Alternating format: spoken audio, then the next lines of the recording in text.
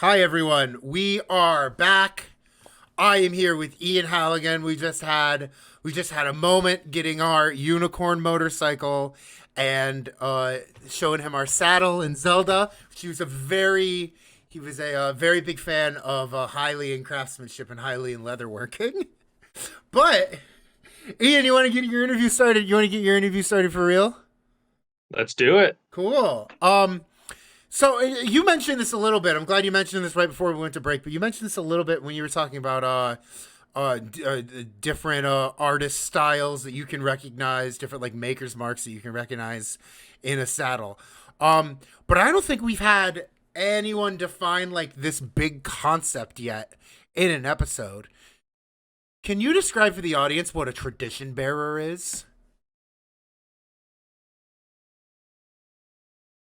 Wow. So you're putting me on the spot here. Well, this is the only time we're putting you on the spot. Hopefully, uh, well, I see a tradition bearer as someone that holds a lot of authority in practicing this traditional art form. mm, And they are someone that is not only, recognized by their community or the people of their tradition as being a leader in that art form, but is also someone that is wanting to continue it and be that through apprenticeships or other kind of projects and has an immense passion for continuing it. So, for apprenticeship participants, for example, that's probably the first thing that comes to mind for a lot of folks that are in a public folklore world. yep. The use of apprenticeships is a way of kind of continuing that tradition, and we work specifically with these tradition bearers that are both again recognized by their community as being very well known and well respected artists and are identified for being masters of their craft and are equally ones that are wanting to continue it onward, teach it to others, spread the word, keep it going, and have that real dedication. So to me, that's what I categorize as a tradition bearer.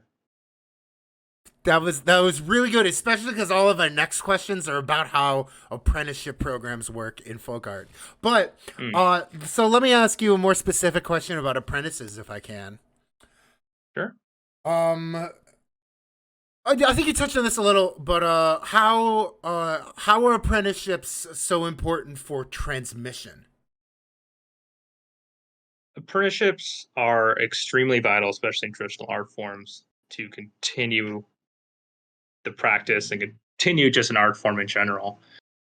Especially, let's think of the current climate that we're in with Hmm. a lot of stuff like YouTube, a lot of digital sources that certainly people can teach you how to learn it, and or you can learn on your own and get the resources. But you know, there is something super important about learning from another individual, not only in correcting your Yeah. mistakes or Mm. making you aware of these things as they're happening, but that you are, and I've heard this before, that you are continuing on, you know, a previous person's expression. Like you are Hmm. incorporating someone's artistic expression into your own work and kind of carrying on their legacy.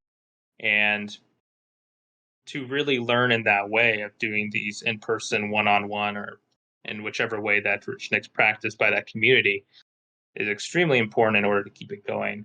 And again, to keep with that lineage, understand why this is practiced, understand the importance of it, understand that to continue it onward means that you are you are really continuing on an aspect of a very important piece of culture. So, what's like an example of an apprentice carrying on their master's like style or their master's expression that you've come across in your work as a folklorist that really stands out to you? That's I think honestly it came both directly and indirectly. And the biggest example that I'll give is of Mason Espada, who is a Czech polka accordionist Mm. that when I first started, I think I had first started doing work with Texas Folklife, kind of overseeing the revival of the apprenticeship program there, that he incorporated what he learned from his master artist, right? what we'd call a master artist at that time, a mentor artist or what have you, Uh-huh. his teacher or whatever you would like to say, tradition bearer. Yeah. The thing that was so cool about that is, he was not only continuing the art form that he learned from his his teacher, John Doika, but he was taking away life lessons about, how to think about this music, what Mm. it means to, the Texas Czech community, why this is important, having those stories that I think were so amazing of, you know, I think a lot of folks really like hearing from older generations and whatnot of saying, you're keeping this music alive, you're continuing it forward. And, with that music deal, but also teaching him, about how to be a person and performing this music, how Yeah. to talk about it, how to give ideas, and how to present it to other people that just don't know a lot about it. And I think the thing that was so cool with Mason is that he ended up using what he learned in the apprenticeship in his work as a music teacher. Like he normally plays polka accordion, and that's a big part of, I believe, what got him into music school, and kind of learning those life lessons under the tutelage of his teacher. And, not only playing the music, but learning what it's all about, having it be an all encompassing experience that I think is just super important and super great. And that's just one of many stories in these apprenticeship programs that, you get to know these folks and see why it matters to them, what they want to do with it, and just see it be carried on. And that's the, most rewarding part of doing apprenticeships, in my opinion, is just seeing people that are super passionate about continuing this on and, learning things that they initially started at that they might not have thought about, Yeah. but ends up becoming a vital part of their outlook on life, on the way that they performed, their music, or their craft, or performance, or what have you. I think it's super encompassing, and it's all great. Here's like another kind of big question I have for you, Ian, that I feel like I need to follow up that answer with this question. Um, and it's kind of like a theme that I kind of see like running through all your work is about kind of like the, or especially a theme I see running through like all your work specifically with music is that you really like love and respect like the social aspect of practicing music. What is it about like the social aspect of music that makes you love being a public folklorist? I mean, I wouldn't even say that it's solely based on. I think you're very true that I love the social aspect and the community aspect, Mm-hmm. and that's not only with music. Just music is an easier example Mm. um, to give, but honestly, part of the reason that I got into making a saddle making podcast, for example, is to hear the stories of saddle makers and just the way that saddle makers would talk amongst themselves whenever they would get together and like talk about bits and pieces here, or say, oh, this line is indicative of this, or this reminds me of this person, and your style is really coming along. Like all that kind of interaction is super interesting. For me, from a music standpoint, I guess it is more relevant, or I wouldn't say exactly relevant, but easier for me to follow because Mm. I grew up playing music. Um, I played in a punk band when I was in college.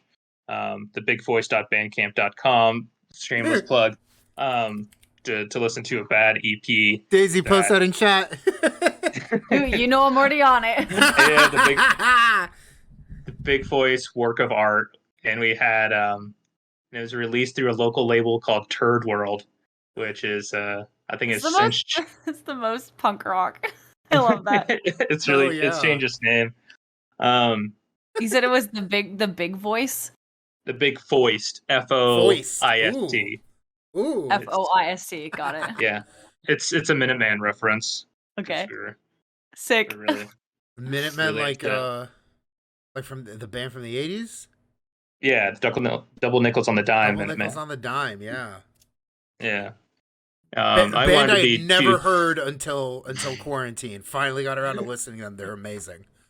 Well, the Minutemen, I owe a lot to my good friends, honestly, Jason Sprinkle and Danny Huggins for kind of getting me into punk music. Where in a very non-punk way, the first album that I bought was Dead Kennedys, Fruit for Rotting Vegetables.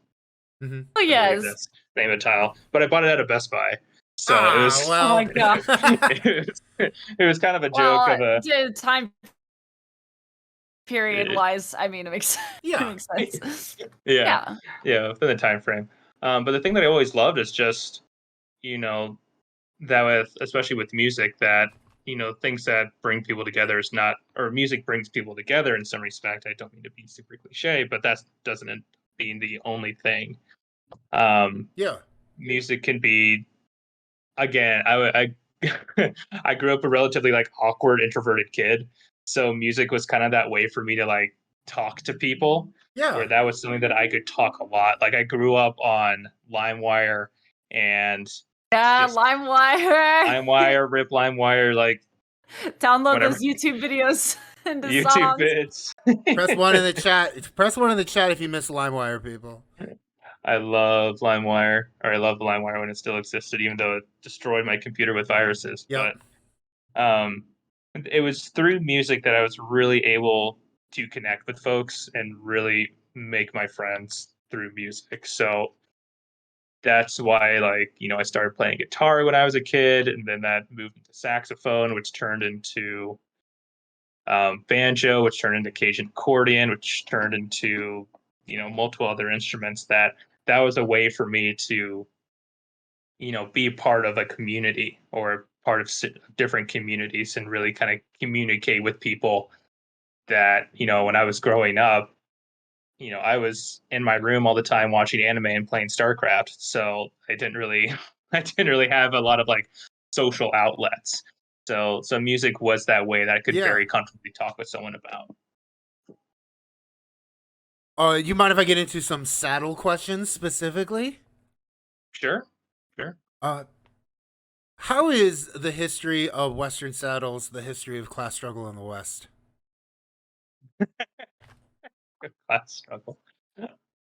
Oh man. I've never really thought about it in that term, but it's certainly saddle making is just a small part of looking at class struggle. If you're looking at ranching culture and cowboy culture, which, cowboy culture is super super influenced by popular culture, and the idea and image of a cowboy is Yeah.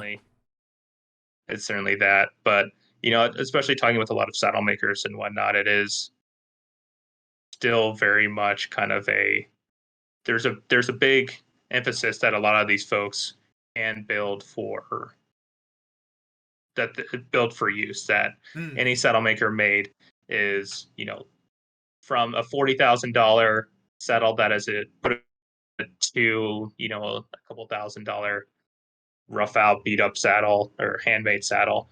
The big emphasis for all of this is that it can be ridden as needed, Mm-hmm. and they're incorporating techniques of it being a working class working class deal. So that's always, and on top of that as well, there's been, especially if you were looking at class struggle, this kind of development where as ranches start to either close or shrink or something like that, and there's been a Yeah. rise a lot more of pleasure riding, of Mm-hmm. pleasure saddles, where a horse has gone from being a tool or a tool to accomplish a certain task to now, you know, something that you own for pleasure or for Yeah. recreation. Like a It's status it's symbol. Yeah. yeah, status symbol. There is still that, you know, real discussion on, okay, how do we, you still have to appeal to the market and to your people that are able to pay for a saddle, but also, support these other cowboys that, you know, are lost my train of thought. Um, I also see, I also see kind of a class struggle here as being kind of a conflict between manufactured saddles and handmade saddles. Oh yeah, definitely.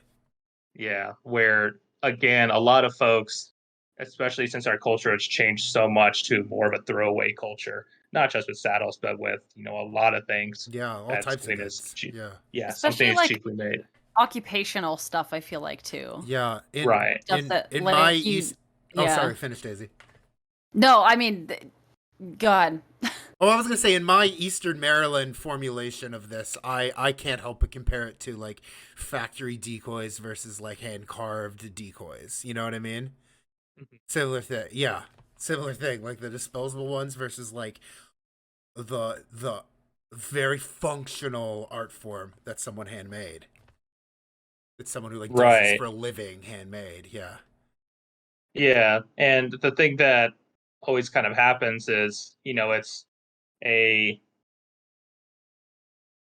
along with the manufactured versus handmade, there's this, of course, the differences in time in which to make those. Oh There's a lot of yeah. people that are equally impatient or don't understand why they would wait not only a couple of years to get a saddle, but why they would pay upwards of $5,000 to $8,000 or Yeah. multiple $1,000s to buy a saddle when they could just go to their local feed store and get a saddle that is $500 that could last them a year or two before it breaks, and then just throw it away and get a new one. And it's a continuous conversation of especially with working cowboys or with rodeo, or not even rodeo competitors. Rodeo competitors already know that, but for Hmm. working cowboys, that continuous conversation of, hey, this saddle might cost $5,000, $8,000, but that's going to last you as long as you upkeep it and maintain it. That's going to last you a generation and a half. And that's certainly kind of that class struggle deal where the people that can sometimes buy that can afford the $5,000, $8,000 saddle are using that either for parades or for pleasure riding. And there's kind of a conflict in that regard. I don't think I completely answered that question, and I feel that No, I it think you might not did. be No, no, completely no. correct. No, absolutely not. I think you absolutely did. These Yeah. are all these are all things I was thinking about just on episode 1 of the podcast. Hmm. And yeah, Daisy, if you can post a link uh Heidenhorn again, if you haven't already. But Absolutely. great podcast. I want to ask one more question. I formulated while I was listening to the podcast, and this is also something you briefly. I felt like you were going to ask when we were playing Zelda. You were going to get to when we Hmm. played Zelda. But thank you, Ian, for saving it for this point in the interview. Because It you was meant completely I intentional. feel like you were about to get there when you talked about Japan, and then you stopped. But Hmm. how has social media led to a renaissance of saddle making? Oh my gosh, it's kind of been a double-edged sword in some regard, Yeah. where now, you know, Sheridan, as far as, a lot of people would consider back in the day, was like the mecca of leather carving and of saddle making with, Yeah. the type of carving that they were doing, the Sheridan style of carving, and people would actively go to Sheridan during their leather shows and kind of really copy that format. With the rise of social media, though, it's been a great opportunity for people to incorporate local traditions and kind of blend that or incorporate the Sheridan style Mm. into those existing traditions. The big Mm. example that I gave was of Japan, Yeah. where you had a lot of folks coming to Sheridan, working with guys like Jim Jackson, and just learning about the Sheridan style of carving, then coming back to Japan and incorporating, their traditions of leather carving that's been in Japan for centuries, centuries, centuries, Yeah. and then incorporating that not only into their existing tradition, incorporating the Sheridan style, but putting it on things that no one would have thought of. You can find the Sheridan style mixed in or blended in or incorporated within Japanese traditions of leather carving on suitcases, on purses, Cool. on all these other aspects that, talking with saddle makers are like, I would have never thought that they would have incorporated this. And it's not just a two-way, it's not just a one-way street either. The thing that's really cool is, again, with a lot of saddle makers that are here in the US, they are incorporating traditions outside of the country. Some of the big examples that I heard was from, Russia has such it's like either Russia and or Israel have like a really well-known or great wood carving tradition. Mm. And the wood carving tradition, they were able to incorporate a little bit into their work. But then you hear like all these other really cool stories about saddle makers. Andy Stevens is the one that really comes to mind, who would even see the story that I thought was really cool that he told me is that he would see, or I'm sorry, he was at either a motel, hotel, or whatever, Mm-hmm. and he saw like the pattern on the bedspread was, just super unique. So he ended up taking a photo of that, and then he just incorporated that into his leather work. That's really cool. And taking in It's so traditions of cool. silver work and everything else, it's just incredible how social media has been an opportunity and a vehicle for people to, not only incorporate, Sheridan or more American styles of leather carving into international audiences and whatnot, but also for those international audiences to reincorporate or to incorporate into US and how that influences the style. So you're seeing a lot of people, you know, doing that and kind of mixing all these other stories. The other side of the coin, though, is that you also have a lot of folks that are, you know, not really seeing the need to learn from another person, which, as we discussed in the previous question, is touching on a lot of vital points as far as needing to do an Mm-hmm. apprenticeship or learning from Mm-hmm. someone directly. It's an opportunity for people to reach new markets and new audiences, yes, but sometimes you kind of, I guess, another point of conflict too is learning from someone versus just learning on your own. Yeah. There's openness to it at times, other times there's a little bit of resistance, but yeah, there's a lot of influence, and social media has been just a great vehicle for people to really incorporate new styles and rethink what leather carving and leather working can really be. To sum it up. Yeah. Great answer. And I almost feel like you need to like DM the Folkwise account like some like pictures so we can like repost them to like our I know, Insta story. yeah. I'm like, Yeah. pictures I would be really so cool for. This is one of the things about Twitch that we want to do is try to figure out a way to get more like material culture on screen with us. So this is like such a cool opportunity to try to do that. So hey, join our Discord. We'll post some cool saddle Yes. pics in the Discord. Yeah. People get in the So Discord, ex- especially Ian, and post in the Yeah. material culture section. Yeah. Yeah.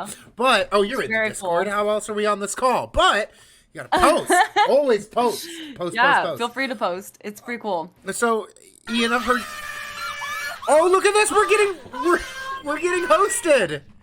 Duff Oh, is my God. hosting, Who's and hosting us? we find Duff. Thank you, Duffy is hosting us, and everyone finally my got God, to we get hear our this. new hosting song, which is Daisy's our hosting sound, which is Daisy screaming from when we played Phasmophobia over the gif of the thylacine unhinging its jaw. That's what that was. You finally got to see the Daisy thylacine scream yell. So Oh my god! thank you, Duff, for letting us. Oh, no one. Oh, we haven't had a host since I made that. So Oh my very God. excited to hear Daisy go. That is wild. So Ian, I want to ask you one more Oh my question before we get God. into some of the fun ones, if I can. Mhm. So I've seen you say before, folklore is limitless. How does this concept of folklore being limitless apply to connections in your work between punk and old time?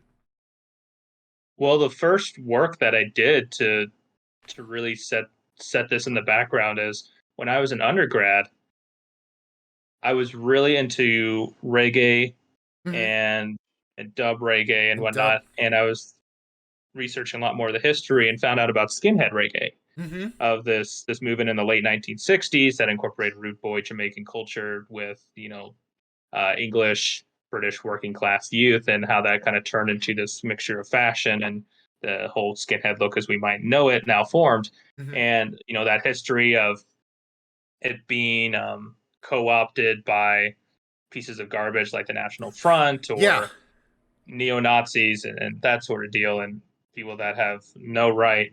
But at the same time, this kind of with all the look of the skinhead, again, with like hyper masculinity, very intimidating, intentionally, an intimidating aggressive look, that at the same time there were groups of anti skinheads or anti racist skinheads that were coming Anti-racist up, like, skinheads, yeah. yeah, the original skinheads that were either incorporating like a spirit of 69 or a sharp skinheads against racial prejudice that were coming out on the West Coast. And especially in Indiana, there was a genre of music called oi music Mm-hmm. that was kind of that punk, um, working class skinhead kind of incorporation. Where yes, there were like racist skinhead groups that incorporated the oi look or in oi music, such as like Screwdriver and other lame acts like that. But in Indiana, when I was doing research, I found out that there was a label called Oi the Boat Records that was based out in Lafayette, Indiana, I believe. Huh. And I shot an email just out of coincidence, connection when I was working at the Archives of African American Music Culture, and Triple AMC.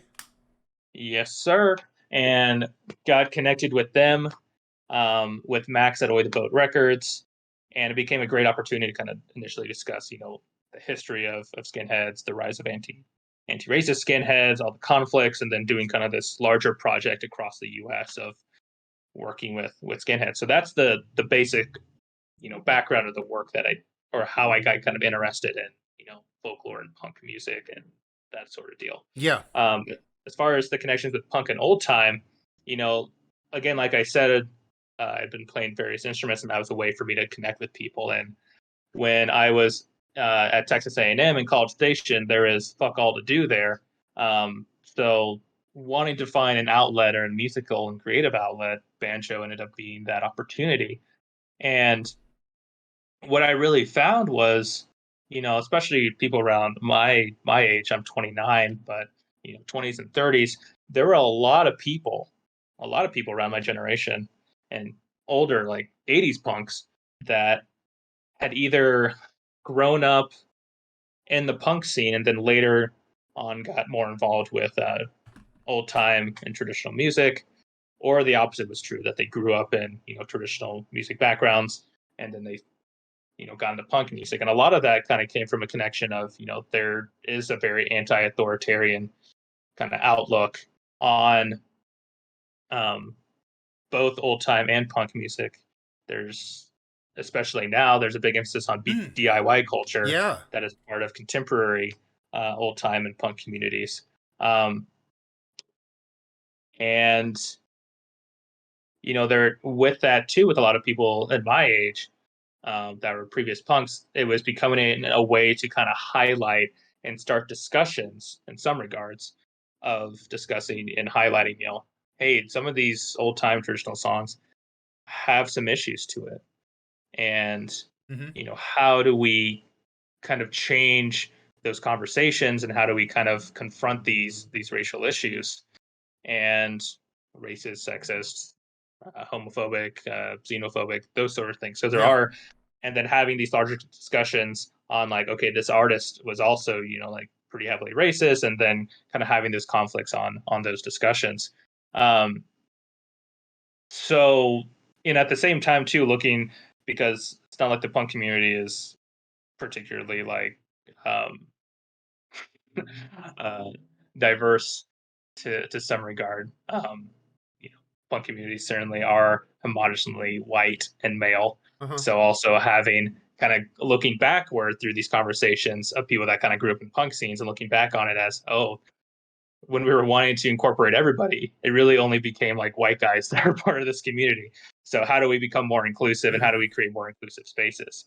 So, this whole project started when I was in South Carolina, COVID was going strong, and whenever I kind of get like bent out of shape, depressed, or what have you, I wanted to create something in order to channel that negative energy into something creative. I know what you And this mean. Punkin' Old Time, yeah. So this Punkin' Old Time project kind of became that outlet for that, where I had talked with Thomas Richardson, shout out to him, several years ago at Random AFS about the connections between punk and old time. Shouts to Thomas. And then it just became a way to interview, guys that grew up in the '80s that were big into punk music, and people that were around my age that saw a connection between punk and old time.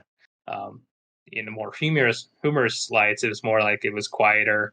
You could still jam, but you could go to bed at 10 o'clock rather than be at a punk show until 3 a.m. Yeah. So because they had kids or something like that. Yeah. So there's a lot of connections and all of that, and that's kind of why I wanted to do this project, to see what those connections are, what conversations are happening right now, and how punks are incorporating how punks are incorporating old time traditional music into their work, and vice versa. Yeah.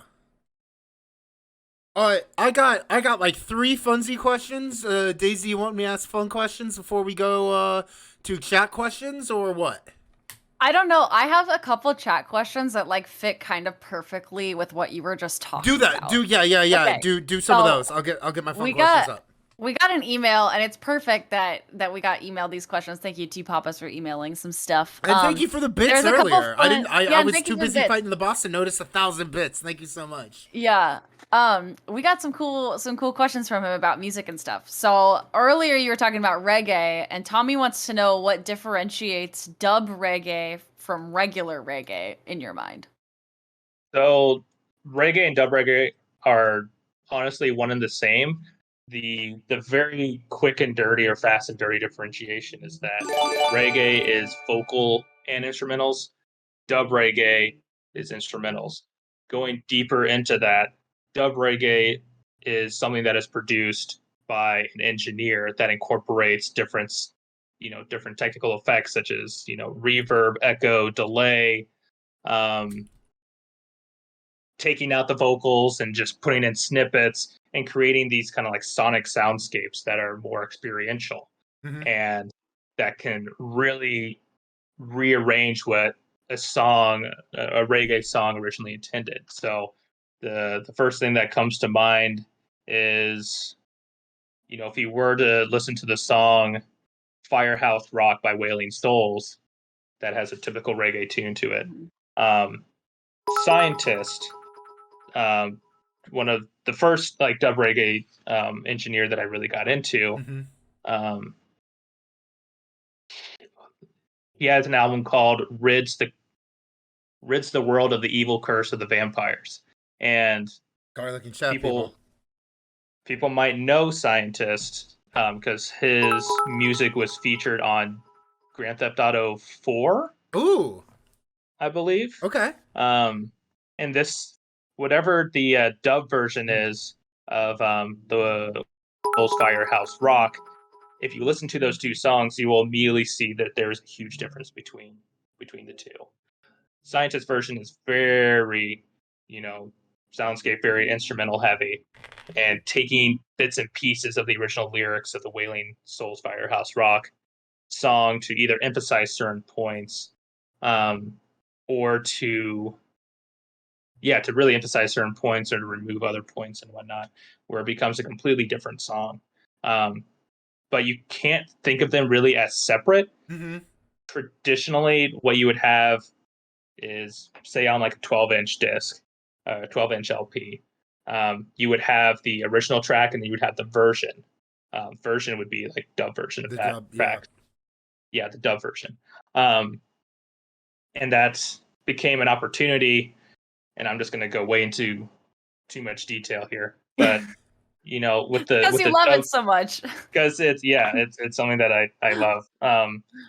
With dub music as well, that was an opportunity for DJs to toast, an early form of rapping, over or the precursor to rapping, over these kind of like dub versions, because they were instrumental, so it still had a really great beat to it, it still incorporated all the instrumentals to it, and it became a lot easier for DJs to toast and and put their own spin on it. So I'm trying to think of, there's a website called Rhythm Guide, RIDDIM, Rhythm Guide, and where you can find reggae tracks and then all the versions of that original track. If you want to really go down a rabbit hole, Alton Ellis's "I'm Still in Love with You" has been a hit since the late 1960s, at least once a decade. Probably people here will remember Sean Paul's version of "I'm Still in Love with You." Yes. It's the exact same rhythm, or in this case, rhythm incorporating the whole instrumentals, as the 1969 Alton Ellis "I'm Still in Love with You" track. That has been a part of Jamaican music culture for 50 plus years now, and it still slaps every decade. So that's awesome. Yeah, so that's kind of the really long answer of reggae and dub are both interrelated and different at the same time. Chat says actually human herb, who does our break music, says that's GTA 3. GTA 3, that's what it was. That's what it is. And also my favorite video game example of dub is the matchmaking music in Splatoon. Like the lobby music in Splatoon is my favorite dub song. Yeah. Sorry. I have two other questions that I think can be quick. They're just recommendations, and you can give a list. Do them. From the same person, Tommy, sending us questions. Thank you very much, Tommy. What punk artists could we find on your recently played music list? Ooh. Oh my gosh. Well, I have a group of friends, again, Danny Huggins and Jason Sprinkle, but also another good friend, Mike Dahlstrom, guys that I've known since elementary, middle, and high school in Bloomington, Indiana. We're all big, stupid nerds when it comes to punk music. Hell yeah. Bands that probably come to mind are the Slits. Mm-hmm. I had a really big phase of being really into what's called Devocore, which was I love that. It was so good. The people that were called Devocore hated being called Devocore, but kind of incorporating influences from Devo and just having a weirdo punk deal. Yeah. Eric Nervous, the Coneheads, Liquids, and then other bands I was really into, Nails, which is more on a really heavier, more intense punk. Chew, CHEW, that's an acronym. Their album Feeding Frenzy is probably one of my favorite albums in the past 5 years, I think it's come out. Chicago-based group out of there. And there's another. Do you listen to Crass? I liked Crass. Oh wow, chat has you pegged. Yeah. I had a friend in college that was really into Crass, and I would listen to a lot. He would give me LPs of that group. And I liked Crass. Chat also says egg punk or chain punk. Yeah, I know that playlist on Spotify. By the way, we have a Folkwise Spotify. If you want to send us your top 10 or whatever you're listening to, we'll make a playlist that the people can listen to. Okay. Just gonna be filled with Lumpy and the Dumpers. Was amazing. I got to see Lumpy. You could have been making this all up past the Slits, and I wouldn't know. Yeah. Well, you could just look at Lumpy and the Dumpers page. This is a Sokol's hoax, but for punk. Yeah. Well, seeing Lumpy at a basement show in Bloomington, Indiana, just play in a kids' play pool full of slime and start throwing it at the audience. Oh my God, that was probably one of the best. That is such best fucking shows. That's such Bloomington. I want to go to a show with you. Holy, I'll Okay, so I'm from like LA, so I got all the like LA punk stuff. You Oh, have to God. teach me the Midwest punk stuff, cause I'm here and I'm fucking ready to go to a basement. Okay, let's Yeah, go. with your being at the Ohio State, Yeah, correct? Yeah, there's yeah, oh my let's God, go. V. there's plenty in Cincinnati. Yeah, I wish I could remember all the we'll places. talk. We'll Yeah, talk. yeah, Do you definitely. have any? Do you have a documentary or book recommendation that's covering CBGB? But I don't really know. I liked New York hardcore, but I didn't get as deep into it as more the weirdo punk of the Midwest. Mm. Um, the I think people really ignore it, unfortunately, but Minneapolis has been for me the mecca of like Midwest Yeah. punk. There's Hmm. Extreme Noise Records, the punk like punk heavy record store up there, and a lot of these weirdo punk bands that I mentioned are coming out of either Chicagoland, but a lot of good ones in Minneapolis. That's cool. Minneapolis, that's the band. Minneapolis Uranium Club. The Uranium Club is Sick. the weirdest but most like amazing punk band Ah, um, that has come out. They hardly do shows, and they are strange, but they are they have just released like hit album after hit album. I don't know what they've released recently, but everything else has been really good. Um, but yeah, those are my recommendations. Unfortunately, I can't give Oh anything yeah. for CBGB. I wasn't as big into uh, New York hardcore. can I say, Please Kill Me is the name of a book, not a suggestion. Please Kill Me is a very good oral history of CBGB that I love. Awesome. Yeah. I'm trying to. I know that there was a good documentary that gave an overview, a very quick overview of punk scenes across the U.S. and like Texas, Hmm. California, East Coast, DC, that sort of deal. Um, and I think it's for free on Tubi. Ooh. Um, Yeah, there's a Tubi. lot of good It's good punk documentaries there. documentaries. Yeah. Yeah, if you want to just like be uncomfortable, you can watch the Gigi Allen documentary. Oh, Yeah, true, true. let me, Daisy. Can I ask a couple of quick questions? Yeah, I think you're good, and we Cool. can circle back to something after the Yeah. game. First off, I gotta ask this to you. What does Ian? What does Keep Austin Weird mean to you?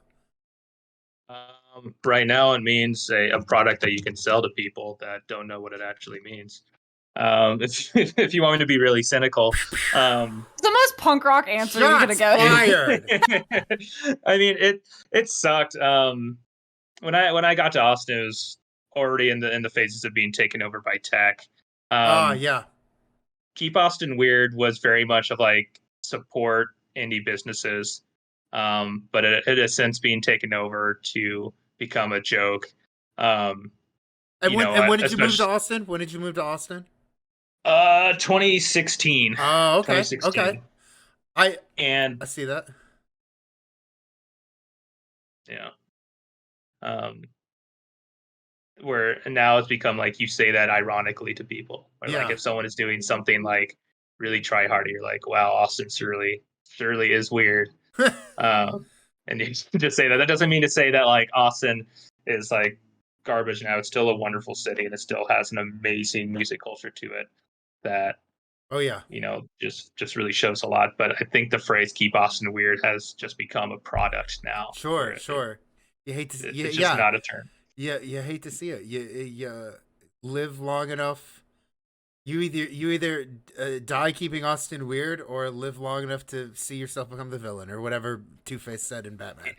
Uh, Yeah, exactly. I think he said something like that. yeah, he said something just like that. And the other one, and the other question I need to get to is, you're a Hoosier boy. Hmm. Blue. You went to IU, but you grew up in Bloomington. Yep. How does a Hoosier boy like you get into Cajun accordion?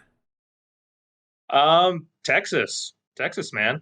I was just talking to him today. Oh, Ed Poulard. Ed Ed Poulard. Poulard is um, one of the greatest people that you would ever meet. A very open person, a very kind person, a very funny guy, um, that is all about continuing Creole music, Creole accordion. Um, he's one of the few Creole accordion builders in the U.S. And he is. I kind of told him that uh, earlier this morning that he's like the Tom Brady of apprenticeships, where he just Is that a good thing? he's it's a good thing in the sense that he's taught so many damn Okay, people. good. I know that's probably sacrilege after growing up in Indiana with the Colts. Oh, and I grew up and mentioning Tom Brady. And my family's from New Jersey, so I grew up a Giants fan. Well, yeah, Giants. They got 2 lucky Super Bowls, so good for them. Good, yeah, But, you're right. Yeah.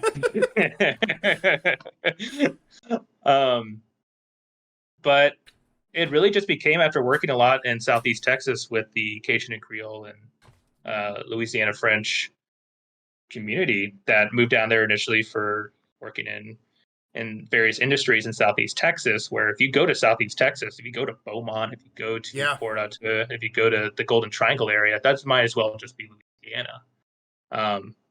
And being there with people that, Jesse Leger, who is now based in Austin, was in New York previously, but is from Louisiana. Jesse Leger, Ed Poulard, Jude Moreau, all the amazing artists that with Texas Folklore through the Big Squeeze program that I had the opportunity to meet. Big Squeeze. Big Squeeze being a youth accordion competition. Just being surrounded by that community and those folks just really get you invested in the music. And, again, it was always something that I wanted to do. And I said, why just say I want to do it? Yeah. Fucking do it. Just do it. Yeah. So I appreciate that. Yeah. And Ed Poulard was kind enough to get me my first accordion, not only with buying it, a Gabinelli in Houston, but also reworking it. That has more of a louder tone to it, changing up the reeds and whatnot to give it a more unique sound. So it's through people like that really got me invested in the music. Yeah. And sure as hell ain't the best at it, but it's extremely fun to play. It's rewarding, and when you have a community like guys like I just mentioned, that when you ask them or when you tell them that you're working on, they're like, yeah, keep going, yeah, like keep doing it. Like that kind of community support is like super. So that's so cool. I applaud you just for doing the damn thing after you said you wanted to. Yeah, exactly. Look at you. Yeah, Shia LaBeouf in front of the green screen is so proud of you right now. Thanks, Shy. I don't know really now if I want to mention him, but well, him and Tom Brady, yeah. Keep yeah, him out of your mouth on the stream. Daisy, do we want to go to the activity? I think that sounds fun. Now, You'll Halfborn might join us, but we'll see. If you just we might have a past guest just jump on near the end of this or something. But we need to explain this.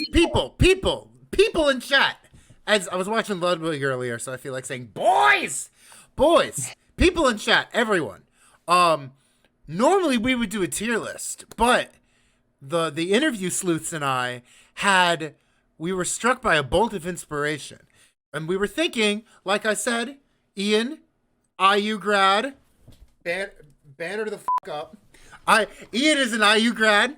Ian is a like Bloomington, Indiana native. And I was thinking, why don't we do our tier lists on Bloomington restaurants? However, when Daisy and I were on T Papas, when we were on Tommy's podcast, The Movie Club, he had us do a Bloomington restaurants tier list. I can't steal his style, so I had to go like one step beyond on the tier list. We're not doing the tier list. We had to do one step beyond, and I want some insider cultural knowledge from Ian on this. So, people, Ian, you can see it, right? You can see it? Yeah. Yeah. People, we are doing this or that Bloomington restaurant edition.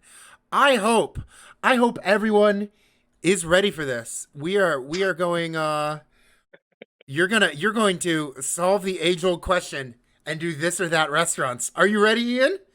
Yeah, let's do it. All right, you can see it, chat can see it. Let's go. First off, and I know when I was talking about this on Twitter a little bit, Shouts to Egg Girl Hannah Davis mentioned. Oh yeah, you're just trying to get people to fight about pizza. Yeah, you know what? I am, because first things first, you got to go to the pizza debate. You got to go Mother We Bears we got TJ Smith in the chat too with us now. TJ Smith in the chat. TJ. Hey, what's up? TJ, who's in? Am I allowed to dox you? Am I allowed to say where you are right now? Yeah, you can. Okay, who's in Bloomington right now for the AFS board meeting? No, it's just we're getting together and having the conversation. First time AFS staff has met. No, AFS staff meeting. AFS staff meeting. So, TJ, am I to understand you're here to get some restaurant recommendations or what? Yeah, so I'm in search of like the best tenderloin sandwich in Bloomington. Okay, Ian. Start off with okay, and what I would say is you might not get that in Bloomington. You might not have to get that in Bloomington. You might have to leave Bloomington for that. But Ian, start off with tenderloin. Where should TJ go for tenderloin? The place that is more local, that is out near where my grandfather. That's a little bit out in the boonies. I believe it's called. I think it's honestly just called Hoosier Grill. Yeah. However, the rule of thumb is in Southern Indiana, and if someone were to say this is wrong, go to hell, you're wrong. But the rule of thumb is whenever there's a gas station in Southern Indiana that sells breaded pork tenderloin sandwiches, those are probably going to be the best. Yes. When I would go fishing with my dad. Yeah, exactly. Much like Boudin. You can go to like a podunk gas station and you're gonna like walk out with the best like breaded pork tenderloin sandwich of your life. So Hoosier Grill, I think, is like an actual restaurant, but if you want like really good pork tenderloin, at least in Southern Indiana, maybe Monroe County, surrounding area, gas stations are going to be. What's the gas station in? What's the gas station in Gnawbone? You know what I'm talking about? I know of it. I don't think I ever went out there, unfortunately. I think that's John Kay's pick. Yeah. But if you can make it down to Gnawbone, TJ, you gotta grab that. You gotta grab I feel like it's called like the Gnawbone stop or something. But yeah, you gotta get to Gnawbone, Indiana. Yeah. All right. Ian, do you have an opinion on Mother Bears versus Avers? I noticed that y'all didn't put the best pizza place in Bloomington, which is Swingin' Pizza. Swingin'? Okay, I was gonna say which is Butch's. Swingin' actually sucks ass, but like every local there will swear by it. Like I used to, my mom and dad used to go there when they were in college. That's how long it had been there for. Hell yeah. I think they tore down the original building. They're somewhere else. But between the two, my family and I would always get Avers. We would get Mother Bears every once in a while when we're eating out, but Avers was usually the Avers for delivery. I get it. Jaded December says swingin' is cat piss. Good, thank you, Jaded. Good observation. I'm sorry you have bad taste, Jaden. Swinging. Everyone loves cat piss in Bloomington. I know what you're talking about. Let's go ice cream. We've got the chocolate mousse versus Hartzell's. Well, John Mellencamp has never been to Hartzell's as part of a music video, so it's going to be yes. Oh man, hell yeah! I got chocolate. I'm with you on chocolate mousse. I got chocolate mousse after I passed or after I defended my dissertation. I got chocolate mousse and played Fire Emblem Warriors. Let's go. Next up for brunch. Runcible Spoon. No, fuck Village Deli. Village Deli is like when you're bringing your friend or bringing your family when you don't want to show them the actual good place. Hey, Tommy, who put Village Deli on the tier list, this is what I was describing. This is what I meant. But if I have to defend Village Deli, the pancakes at Village Deli are so good. Nothing else, just the pancakes. I'm Runcible Spoon all the way. But Village Deli pancakes. I still don't accept that. Okay. I still don't accept that, man. Good. I like it. Runcible Spoon are better. I like it. This is why we're picking. We're picking. Number four for Turkish food. You going to Turquoise or Anatolia? Oh shit! It's probably going to be Anatolia. Turquoise is probably better, but I worked at Little Tibet for a year when I was in college. Wait, is that on 4th Street? Yeah. Turquoise is on 3rd, Anatolia is on 4th. Yeah. We ate the Tibetan place today. That was you had Little Tibet today. Hell yeah. Onion Song's Little Tibet. Bloomington staple. It's been there for so long. It's awesome. I love that whole street. It is a perfect street. That is like the 4th Street is so good. Oh yeah. I accidentally made this question number 4. Awesome. So you're saying Anatolia? Yeah, I'm saying it. 4th Street represent. I think if I had to pick Anatolia for lunch, Turquoise for dinner, but God, Fair. do I love Anatolia. That's totally fair. All right, the Battle of Indiana Avenue. We going Dagwoods or we going to Buffalo's? Oh man. Oh, Buffalo's just because I went there all the time from being from like elementary school. I go there whenever I come back to Indiana visit the folks. I always go to Buffalo's at least once. Hell yeah! Never. Dagwoods is okay, but it's nowhere near as good as Buffalo's. I will probably say Buffalo's, if only for the Fire and Ice challenge, which is just my favorite thing: 12 Lucifer wings and a pint of ice cream. But I would not be a doctor without Dagwoods, without their 32-ounce coffee for $2 and not closing until 1 a.m. Would not have written my PhD. I'll be real with you. Yeah. That's fair. But Buffalo's, love Buffalo's. Just good.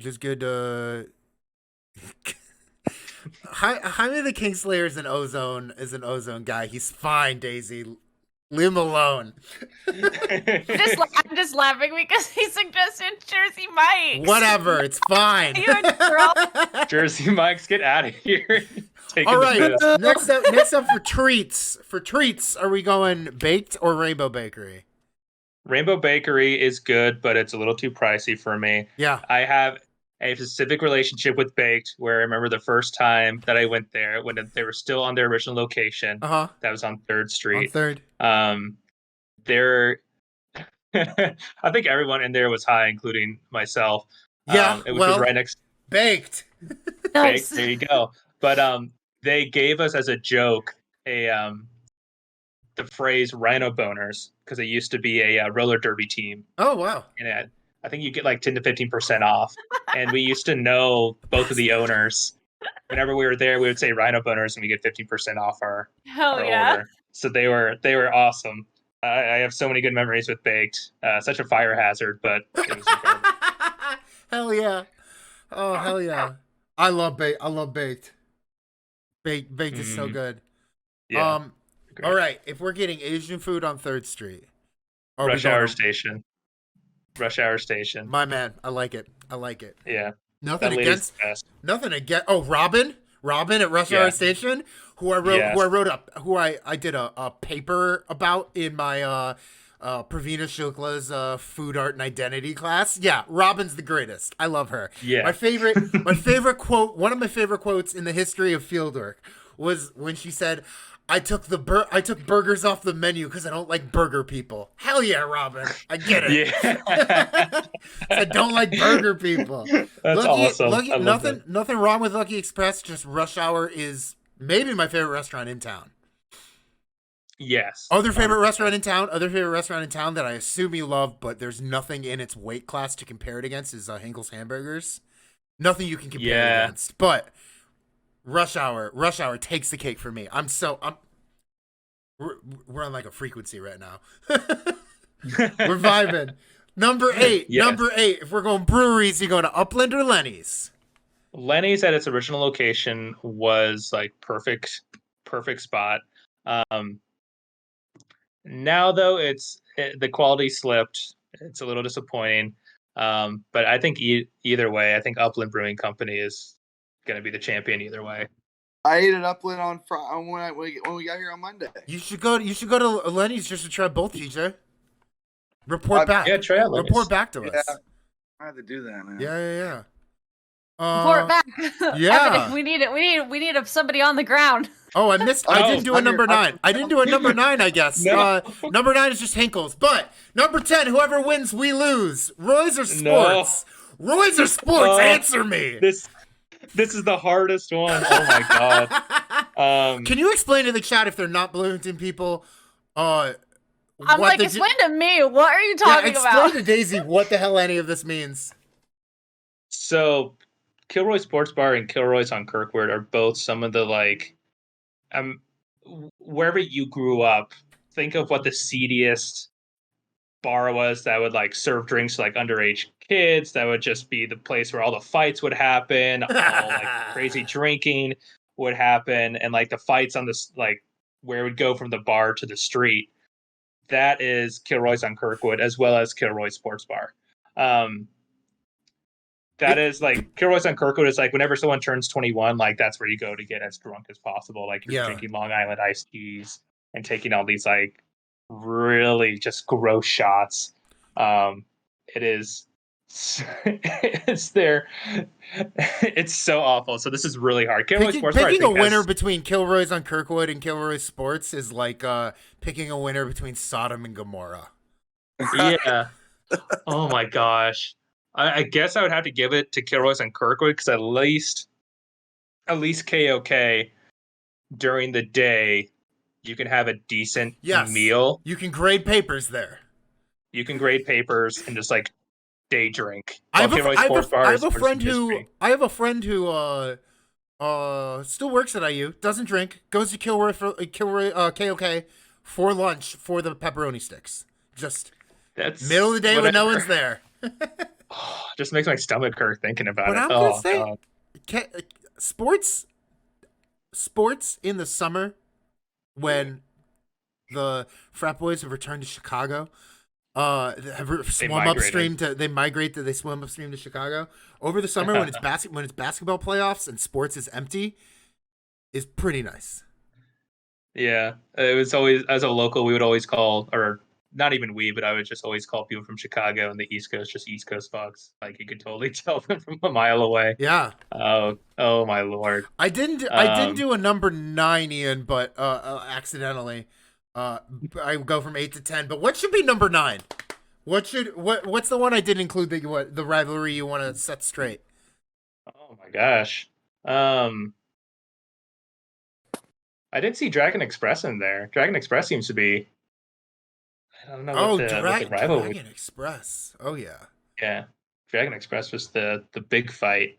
Like I've been going to that since I was in elementary school. Really? Goodness. Damn. Yeah. I used to live right by Dragon Express. So good. Yeah. I lived that life so much. What are the other rivalries? Can I just say I had probably one of the top 10 meals of my life this evening at Samira. At Samira? You weren't even there for Friday buffet. What are you doing? No, it was Samira amazing. is really good. So I do love Samira. good. Oh, Ian, what about like Farm versus Feast? both those places are pretentious. I will say, I do like Farm because when we played, I don't like it for any other reason. Again, I think that they're kind of up their own butts, but oh god, what is the bar that Farm is? Oh, the Root Cellar. Root Cellar. We played punk shows at the Root Cellar, and they would, to an audience of none, and they would bring down at least the truffle fries? Along with getting like free beers, free pibbers at the bar. Farm would bring us like an extra pizza. Oh, so, hell like, yeah! So I'm like, okay, that's all right. So Farm. I knew a couple of grad students from France who would go to Feast because it was the only place they could get good brioche in America. So I have to go Feast. All right. Whatever you feel. You have Ian. Thank you for setting these straight. TJ, who is currently in visiting Bloomington. Do you have any local cuisine questions for Ian while you've got him on the line? No, I'm really here. I'm on this quest for the tenderloin. That's really what I wanted to know about. I've never had a tenderloin. It's the first I've ever been to Indiana. So tenderloin gas station. That's how you get it. Gnawbone. Wait, Darn Good Soup closed? You tell me Darn Good Soup is gone? Oh, I love Darn Good Soup. Damn. Yeah, there are a lot of good places that unfortunately closed. What's your opinion on a place called the Office Lounge? Oh, ooh. Office Lounge, man. Office Lounge for karaoke. You got on Saturday night, Office Lounge karaoke. Yeah. Press F to mourn. Press F to mourn Darn Good Soup, people. Yeah, Office Lounge Karaoke. You can also get to go beer there, but my bar was Bears. But you can leave Office Lounge with a 30 pack of PBR, so that's dope. Yeah. Office Lounge is great. Definitely Office go. Lounge also the Wednesday butt steak. Never ordered it, but just liked that was on the wall. No, Office Lounge Karaoke on Saturdays. You got to go. Well, I mean, Bears. Yeah, we're leaving Thursday, but I've heard about Thursday night karaoke at Bears. You got to go to Bears. You got to go to karaoke with Demos at Bears on Thursday nights. Get a hairy bear, TJ. Embrace it. Oh Lord. Get a hairy bear. Get a hairy bear at the end of the night rather than at the beginning of the night, and just have an awful experience. What the hell? This man is crazy. This man is crazy. Oh well. I had a hairy bear when my friend got married at the end of the night, and I extremely regretted it very quickly. Yeah, I've seen Demos posting Bears karaoke on it on his Snapchat. So I believe it is back. Yeah. And I'm gonna go back to. I'm gonna head back over. I'll see TJ, thank you for crashing the chat. Thank you, TJ. Good luck with AFS. Good luck with AFS this week. Good luck with your tenderloins. Good luck on your tenderloin quest. Good luck on your tenderloin quest. And yeah, let us know how it is. Let Folkwise know how it is. Everybody else, I need to see GGs for Ian. I need to see garlic in the chat for Ian. I need to see ladders for Ian. I need you to spam all the emotes you got. I loved this interview, and I loved playing a little Zelda with you.